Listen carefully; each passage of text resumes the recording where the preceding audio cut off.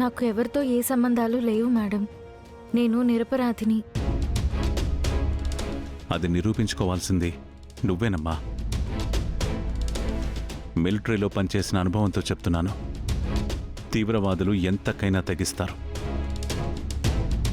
ఒక ex army మ్యాన్గా militants అంటే నాకు భయం లేదు, కానీ నీ వల్ల మా ఫ్యామిలీకి ఏమవుతుందో అని భయంగా ఉంది.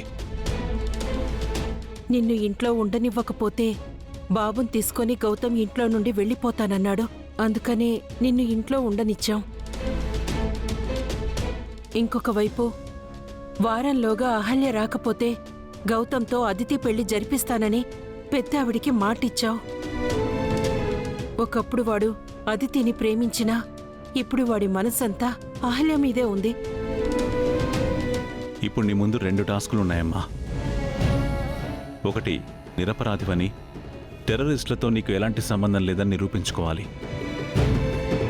2, వారం లోపల అహల్య రాకపోతే అదితి అంటే ఇష్టం లేని గౌతమ్ని పెళ్లి కొప్పించాలి. ఈ రెండిట్లో నువ్వు ఏది చేయలేకపోయినా నీకు నువ్వుగా ఇంట్లో నుంచి వెళ్ళిపోవాలి.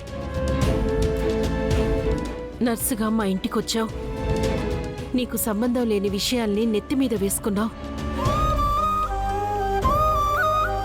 ఈ కారణంగా తీవ్రవాదులు మమ్మల్ని ఏమైనా చేస్తారని మాకు భయంగా ఉందమ్మా. ఇంకొక వైపు అహల్య రాకపోతే అదితి అంటే ఇష్టం లేని గౌతమ్ని పెళ్లికెలా ఒప్పిస్తావా అని బాధగా కూడా ఉంది. నువ్వెంత తొందరగా ఈ సమస్యలో నుంచి బయటపడితే నీకు మాకు అంత మంచిదమ్మా.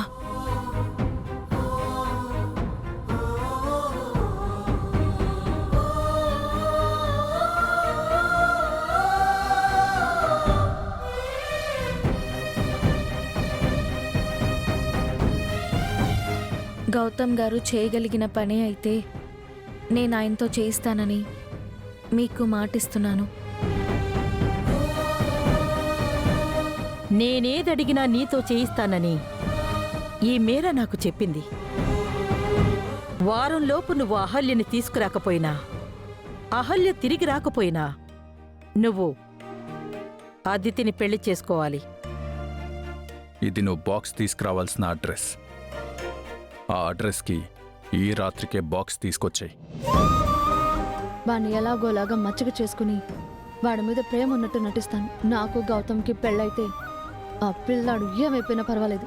ఎట్టి పరిస్థితుల్లోనూ స్వార్థపరురాలైన అదితిని గౌతమ్ గారి జీవితంలోకి రానివ్వను. నా బిడ్డకి తల్లిని కానివ్వను. అది నేను నిర్ణయించుకున్నాను. ఇంకోవైపు ఆ బెనర్జీ ఇందిరాగారి బాక్స్ తీసుకురమ్మన్నాడు. ఆ బాక్స్లో దేశ భద్రతకు సంబంధించిన రహస్యాలు ఉండొచ్చు. అది టెర్రరిస్టుల చేతిలో పడితే దేశానికి ప్రమాదం. అలా అని నేను బాక్స్ ఇవ్వకపోతే వాడింటిని పేల్చేస్తాను అంటున్నాడు. ఇటు ఇంటిని కాపాడుకోవాలి, అటు దేశ భద్రతను కాపాడుకోవాలి. ఈ విషయం గౌతమ్ గారితో చెప్పలేను. దీనివల్ల గౌతమ్ గారికి ఎలాంటి ఇబ్బంది రాకూడదు. ముందు ఆ బాక్స్ ఎక్కడుందో తెలుసుకుని ఆ బెనర్జీకి ఇవ్వకుండా ఏం చేయాలో అది ఆలోచిస్తాను. ఆ తర్వాత నేను నిరపరాధిని అని నిరూపించుకుంటాను.